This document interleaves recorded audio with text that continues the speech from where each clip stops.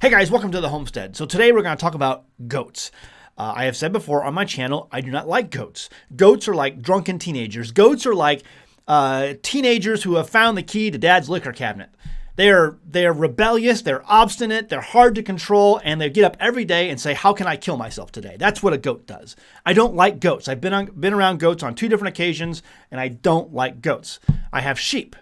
Sheep are easy. Sheep are controllable. They often go astray, but they're quick to respond to the master's or the shepherd's voice. There's a biblical narrative in there, if you can find it. And so I'll let you go to the other channel for that. But anyway, I like sheep. Sheep are easy. Goats, hard. And there's a reason why the Bible says he'll separate the sheep from the goats one day. But there are homesteaders who come to me, and usually there's 2 responses to that. Number 1 is, Zach, I've heard what you said about goats, and I've never had any sort of that experience with my goats. And I agree, there are some goat breeds out there that are a little more docile, a little more controllable, a little more responsive to instruction than other breeds of goats. Okay, I get that. But normally, goats are goats. Normally, you go outside every day, and the goats are trying to get through the fence. They've already gotten through the fence. They've jumped over the fence, and they're usually standing on your car. That's a goat. Or people will come to me and they say, Zach, I really hear what you're saying about goats and I agree, but I don't have any pasture. And this, ladies and gentlemen, is the reason why I think it's a good idea for you to have goats. If you are in this scenario, if your homestead has this sort of layout, you don't have any pasture, you have woods, you have forest, and you have underbrush, plenty of food for your goats. That is a good way to keep your goats. Fence them into the forest and let them eat that forest. My neighbors down the road have goats and they have no pasture. They have lots of forest land. And when you walk through their forest, it looks amazing because it's very pristine. The goats have reached up on their hind legs to get every single green thing that they can get, and they have ate it. And so their forest looks very well kept. It's very clean. There's very little brush and underbrush down there. It looks amazing. And see, that's the scenario where I say, yes, you can have goats. You will be a good candidate for goats. And so that's really the only scenario I see. I just don't like goats. I don't like goats. Okay, but so there's an article from the New York Times that caught my eye, and this goes along with that second scenario of why it's a good idea for you to have goats. If you have this scenario, and they're using it for wildfire treatment.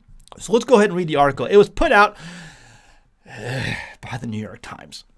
Let me just say, I noticed about a year ago that YouTube was subscribing me to different channels because YouTube, in its infinite wisdom, decided that I needed re-education.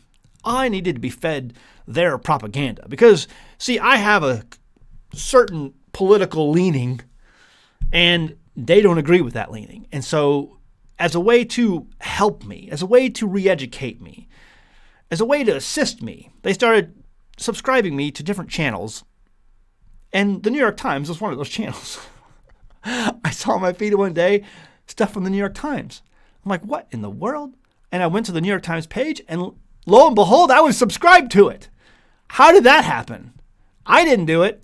And people out there in YouTube land, they think I'm crazy when I tell people that YouTube unsubscribes my subscribers. Dude, I would be at 500,000 subscribers. I know by now for sure. I've been doing this long enough. I've been putting out entertaining content, I think, long enough. Well put together content long enough. But I know the YouTube, people have come and told me, says, Zach, YouTube unsubscribed me from your channel. Well, I can tell you also, they're subscribing me to places like the New York Times because, see, I need help. And they're more than willing to help me. All right, let's continue. Okay, it starts off here at the New York Times. In Silverthorne, Colorado, as her herd of goats graze along the bucolic hillside, Lanny Malmberg wonders how much more the land can take. In 2020, Colorado experienced the largest 3 wildfires in its history, and it kind of gives an overview of some of what the article is going to say. It shows her goats being loaded out of there and her herding goats, but the article starts down here. So, the unconventional weapon against future wildfires, goats. When megafires burn in unison and harsh droughts parch the West, local governments, utilities, and companies struggle with how to prevent outbreaks, especially as each year brings record destruction. Carrying an unconventional weapon, Mrs. Malmberg travels the American West in an Arctic fox camper, occupying a small but vital entrepreneurial niche. Mrs. Malmberg, 64, is a goat herder and a pioneer in using the animals to restore fire-ravaged lands to greener pastures and make them less prone to the spread of blazes. She developed the fire prevention technique in graduate school and is among a few individuals using grazing methods for fire mitigation. It's a word-of-mouth business, and private landowners and local governments hire her to remove weeds while restoring the soil. Mrs. Malmberg works with her son, Donnie Benz, his fiancée, Katie Singley, and an occasional unpaid intern. The team runs on the goats' time, and they have their dinner only when the day's job is done. They arrive early and open the trailer. The goats jump out, ready to eat, as Mrs. Malmberg watches that they don't stray. The team sets up an electric fence to confine the goats and their meals to a specific area overnight. Yeah, that's right, folks. So here's how this works. And I've seen this happen. I've seen this work, where you confine the goats into a certain area, either with cattle panels or electric fence, and you leave them there until every bit of green has been consumed. And it won't take long. They will consume every bit of forest green in that area that they can reach. And then you move the fencing and move it to where you want them to be at next. And it looks like they have them on a hillside here, which is weird. I would think they want them in the forest if it was going to be preventing forest fires, but what do I know? And so, yeah, see here, they're setting up cattle panels. This is where I think this comes in handy. It's good. Yeah, it does work. Absolutely. I've seen it work. After the goats digest the brush, their waste returns organic matter to the soil, increasing its potential to hold water. Goats are browsers that eat the grass, leaves, and tall brush that cows and other grazers can't reach. This type of vegetation is known as the fire fuel ladder, and leads to wider spread when wildfires spark. More than quell a fire, Mrs. Malmberg aims to prevent it from even starting. By increasing soil organic matter by 1%, that soil can hold an additional 16,500 gallons of water per acre, says Mrs. Malmberg. If helicopters come and dump water on the fires, nothing is done for the soil. I agree. Yeah, putting organic matter back into the soil is going to help retain water. Absolutely. In 2020, Mrs. Malmberg co-founded the nonprofit Goatapelli Foundation to train people on how to use goats to prevent wildfires. She said that of the 200 or so participants, only a few had launched their own businesses. Startup costs could total $360,000, Mrs. Malmberg said. Hold on. Wait. Let me read this again. She said that of the 200 or so participants, only a few had launched their own businesses. Startup costs could total $360,000, Mrs. Malmberg said, including equipment and the livestock, which she trains herself. Equipment and the livestock, which she trains herself. What kind of equipment costs that much money? You need a truck, you need a trailer, and you need goats. I can tell you right now, it doesn't cost $360,000. Maybe in California or out in Colorado. She's in Colorado. But all right, leave a comment below. Is that crazy? That just seems like I think I could get probably started. If I wanted to start a business, and we don't have wildfires here in the Ozarks, not often, because we average around 50 inches or more of rainfall each year, and that's in the top 10 of the United States. We're talking about places in Colorado and California and the Pacific Northwest, which does not get much rainfall, near as much as we do, not even close. So, yeah, it's an issue, but I can't. That just seems crazy. Maybe cost of living in Colorado is a lot higher. Let me know your thoughts on that in the comments. Let me know why you think $360,000 just seems high. Let's continue. Lanny is a leading example of someone who has carved the pathway and is trailblazing in this industry of prescribed grazing, said Brittany Colbush, one of Miss Malmberg's mentees, and the owner of Shepherdess Land and Livestock in Ojai Valley, California. So yeah, we have Valley. This is California. So maybe still $360,000. How much are they charging for goats? If that was the case, come out to the Ozarks where people charge, they'll give you a goat sometimes. You can find goats really cheap, and then transport them back. That to me would save lots of money. I just don't understand. You leave a comment below. Again, let me know if I'm off on this. We want to support ecology as much as possible. We want to support the growth of native perennial grasses, Miss Colbush, who uses goats. All right, I'm getting the hint of left-leaning insanity here. We want to support the growth of native perennial grasses, Miss Colbush, who uses goats and sheep in her business, believes that fortifying perennial grasses rather than planting grasses annually will make the land more tolerant of drought. Mrs. Malmberg, who has a master's degree in weed science from Colorado State University, spends most of her year traveling around the West on jobs. What's your degree in? Weed. Last year, for the first time, the Bureau of Land Management contracted Mrs. Malmberg and her goats for fire mitigation in Carbondale, Colorado. We thought that the goats could achieve our objectives with their ability to work on steep slopes, said Christy Wallner, a range land management specialist for the Bureau's Colorado Valley Field Office. It's going to be a useful tool for us moving forward, she said. In the rush to prevent worsening wildfires, state and local agencies that want to remove excess weeds rely on herbicides and machinery as well as prescribed burns, intentional fires that periodically clear underbrush, dead trees, and other fuels. Because of the wildfires, more people are understanding urgency and willing to try different tools beyond what they're used to, said Jen Balk, of Goatapelli Foundation board member, who plans to start a business in the Northeast that uses goats to restore meadows and overgrown recreational areas. Mrs. Malmberg's assignment can take anywhere from a day to 6 months. She prices them after evaluating the site. In late August, she was hired to work a property in Silverthorne that took 6 days and cost more than $9,000. So, okay, let me just do some things in my head here. $9,000, 6 days. It sounds pretty good. I mean, if you've already got a trailer, an animal trailer that you can, that sounds pretty good. 6 days. And if you got guys lining up to do that for you, that sounds like it could be a good business. People are always asking me, hey, Zach, what's a good business for my homestead? Well, maybe this would be something good you can do. You could have goats and hire them out. I've seen even in Arkansas and Missouri Ozarks, there are goat herds you can hire to come out and clear underbrush. I know that they do that even here. So maybe that's a business niche for someone out there.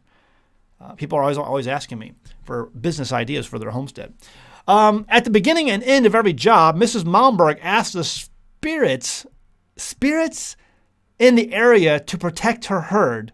She lights a ceremonial stick of tobacco and calls out to introduce herself, an intruder on the land, to the animals living there. Oh my. Okay, so this is okay. Now, okay, so she's a witch. She's a witch. Now I'm wondering what channel I should put this video on. Oh, goodness gracious. With 100 acres to cover, Mrs. Malmberg and her team spent a day moving the goats from one parcel to another across a highway. The police halted traffic so the animals could cross. Oh, that was nice. So here she is doing her witchcraft. She's letting all the spirits know that she's the intruder on the land and that she's here for good purposes. And to warn the animals that she's here now. Good grief. Thou shalt not suffer a witch to live. Okay. The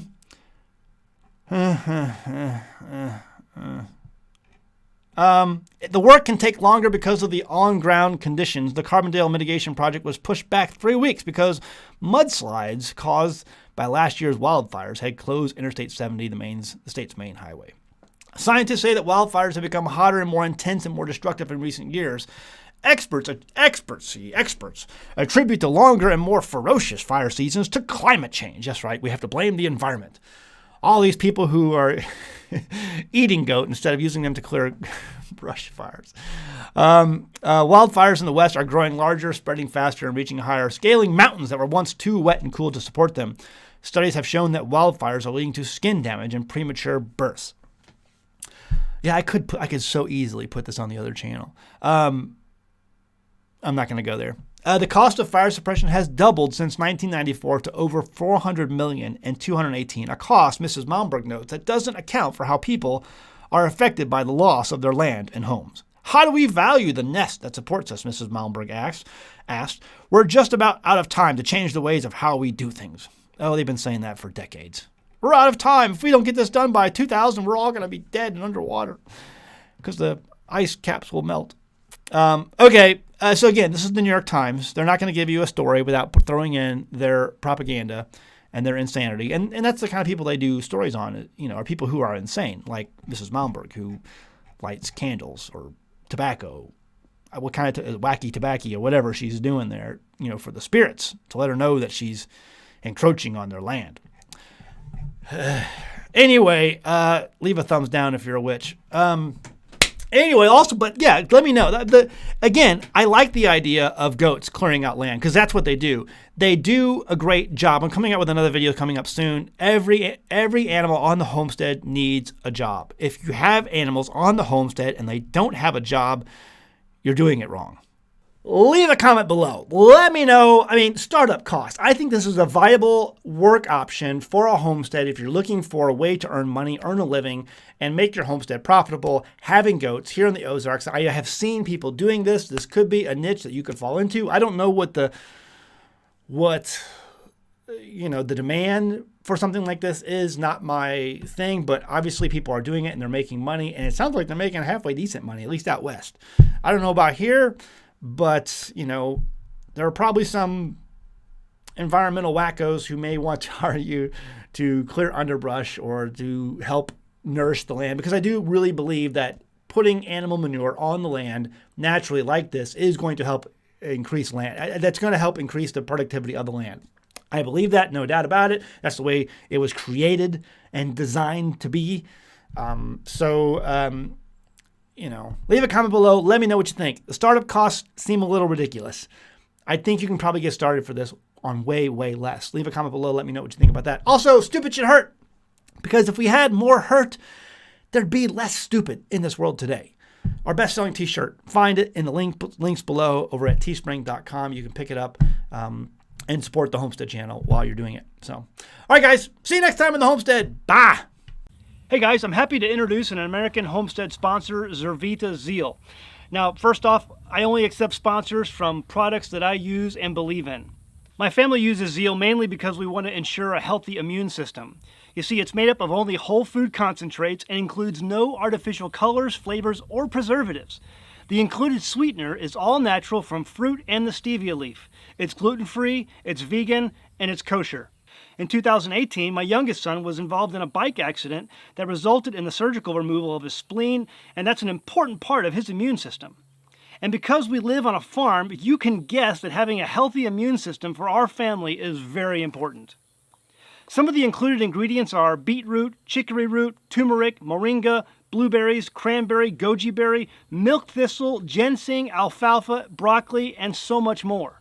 It's these natural ingredients that can easily be made into a powerful and tasty drink that my family can make and feel good about. So sign up and give it a try today. Every purchase you make goes to help the homestead so that we can continue to make great homesteading videos for you. Link is in the description below. Go ahead, give it a try.